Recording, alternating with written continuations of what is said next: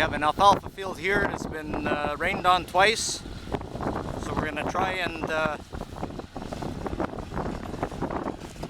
lift it up with the old 850 balers. We took the top off and everything, and we're lifting it out. As you see, the grass is growing through the swath.